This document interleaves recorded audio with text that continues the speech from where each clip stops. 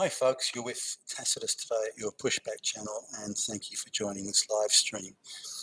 In this essay I'd like to talk about protected classes. What is a protected class? What sort of protection are they being afforded or should be afforded, and where does, for those in the protected classes, where does personal responsibility begin and end, and who is organising this protection racket? Because that's what it is. It's a protection racket, and we need to see it for what it is. Now, it's very organised and very, very coordinated, and it's so planned and pre-planned and preset and pre-arranged that pretty much right across the Western world, all it takes is the pushing of a button, and effectively then this wave, this wall of insane propaganda is released at the push of a button in protecting in justifying the behaviour of and minimising the misbehaviour of these protected classes. Now, there's one recently with this monkeypox thing that everyone's talking about now. The World Health Organization has if I've understood the document correctly, has said that gay men are particularly vulnerable. I think it's gay men. It could be lesbians, but I think it's gay men are particularly vulnerable to transmitting this monkeypox when they're having or engaging in risky sexual behaviour. So it's alleged there was some sort of a kinky fetish festival somewhere in Spain, and there was a lot of exchange of bodily fluids and intimate action between male sexual partners, particularly at places like massage parlours and bath houses and steam houses and saunas and so on. And it's alleged that there's this latest or this current monkeypox thing is kicked off there. No, I don't know if it did or not, but there WHO and various other health bodies are really pointing to risky sexual behaviour by homosexuals is where the epicentre of all this lies. No, I don't know if it is or not, but those are the claims made. But as soon as that information started to come out, almost like clockwork, pretty much in lockstep with it. No sooner was the ink dry on those stories, and there was this wave of propaganda came out. Editorials everywhere were gushing, and every online leftist journal or news media outlet, they all as one came out with the stories that well, the real issue according to these stories isn't, and this is where the protected class thing comes in, the real issue isn't the unsafe sex or the unsafe behaviour or the risky behaviour or really behaviour that anybody would suggest is risky and dangerous. Any of that no, that's not the issue. The issue is homophobia.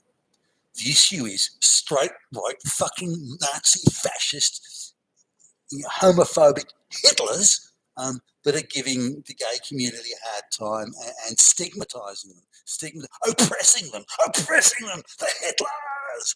That's the issue here. Now, wait a minute. Hey, hold on. Stigmatising or not, the issue is that sort of behaviour, practiced by anybody, is risky. And really the issue should be, take much better care, try and avoid having casual sex, unprotected sex with strangers, and that these are issues that surely would be a priority. No. That misbehaviour is quite acceptable. That risky behaviour, that dangerous behaviour, that behaviour that causes the spread of, in this case, a virus or disease, that allegedly anyway can in extreme cases cause death. You know, that's not the issue. The bigger issue is stigmatizing of gay people. That's what it is, making them feel bad about themselves. Whoa, wait a minute. Surely the dangerous behaviour is something worth talking about. No. Stigmatising from fucking homophobe Hitlers. That's the issue here. Because we're surrounded by white supremacist, fascist Nazis. And we've got to stop them. That's the priority here. Not the bad behaviour, not the misbehaviour, not the dangerous, risky behaviour. That is nothing. That is nothing next to the evil Hitlers that we have in our midst everywhere, oppressing the helpless gay community. That's the issue, and that's what we have to address. And that's why it's everyone's job, everyone's responsibility to push back against this homophobia, fascism. Now, you may say to yourself, well, hey, shouldn't we at least talk about this? I mean, if it is as dangerous as people like the World Health Organization suggesting, and indeed others, then shouldn't at least there be some sort of effort and some sort of time and energy being put into encouraging safer sex or less risky sex, or having these bathhouses put under greater supervision to reduce the spread of these sort of things? Isn't that sensible, sir? Well, no, not really, because we've got a protected, oppressed class, and anyone that says that their behaviour is dangerous is by definition a fucking Nazi. So we have to push back against the Nazis, and that's the priority. And if you disagree with that, or you've got any issue with that, then you are Hitler. That's it. You are Hitler. Now, we see the same playbook. It's the 101. It's the same playbook no matter what happens. And you see it at all levels. It's seen as a contest between gays and straights. It's a battle between gays and straights. It's a battle between oppressor and oppressed. That's what it is. Pure and simple. It's that. Is it about unsafe sex? Absolutely not. It's a fight to the death with those damn Nazis.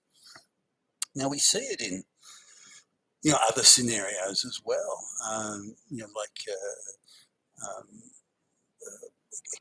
A court case that I saw where this couple had split up, and she quite casually had killed his dog, and it was there was plenty of evidence there to support it, and it's in court, and you'd think that would be a pretty sort of you think that would be something that would register with the court, but no, because she's oppressed. He is a straight white male, and she's like 1/8 black or something, like you wouldn't know it, but she's 1/8 black. So she's female, and she's 1/8 black. She's the victim. And so ideologically, she is the predetermined victim. That's it. It's set in concrete. Oppressor, oppressed. So the court's job is to sift the facts, and of course, no, silly. That's the sort of thing that Hitler would say, seriously. She's the oppressed victim, and the fact she did that, well, not like that. So really, because when she killed the dog, what we have to do is we have to protect her. Excuse me, what are you talking about? Protect her from what? Her misbehaviour?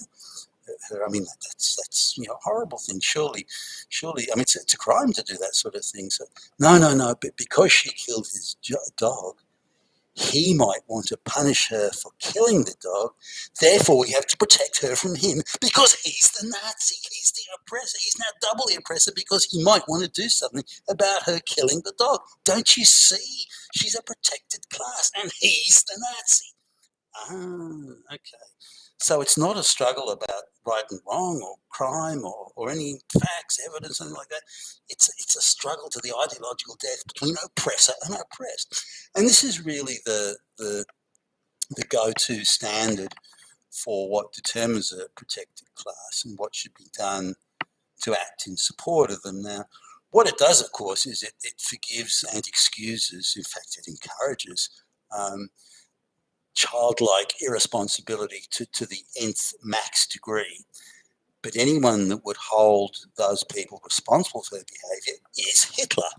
So that's how the game's played, and that's how the media pack, the media scrum responds. every time the protected class misbehaves, grossly misbehaves, I mean, it could be Black Lives Matter and Antifa, anything, it doesn't matter.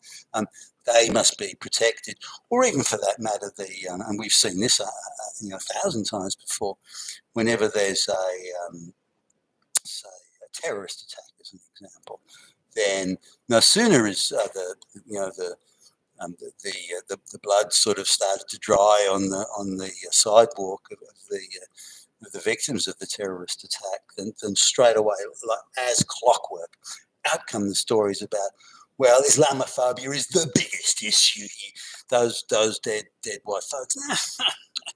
Islamophobia is the big issue. It's a struggle between Hitler and the rest of them, and that's the the 101. It's the go-to. It's what they always do, and we just see it all the time. We're just seeing it playing out now with the response to the allegations that gay people are disproportionately at risk from this so-called monkeypox virus. But whether they are or not, I don't even know. But the protection propaganda has come out, and it's going in full swing, and I think we're going to see more of it. But we really have to call this out. If you want to run protection or protect, point out that, well, we don't Islamify, fine, I get that.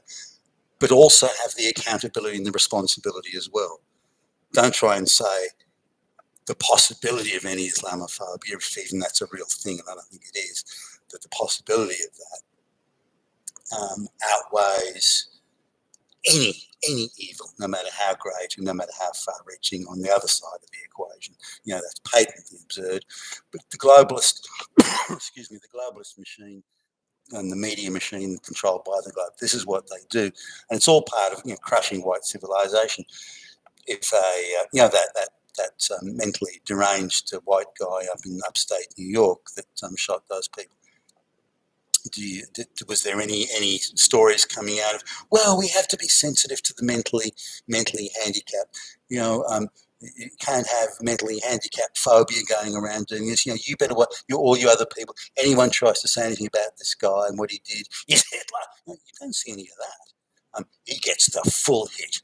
The full hit. He's a young, very mentally disturbed white boy, and they hammer him with all. It is totally his personal responsibility. He did it, and he is fully and totally responsible, as is every other white person. Every other white person. It's a white supremacist extravaganza here, and that's how they're spinning it and playing it. But notice how different they are with the protected classes. You've been with Tacitus today, your Pushback channel. Thank you for listening.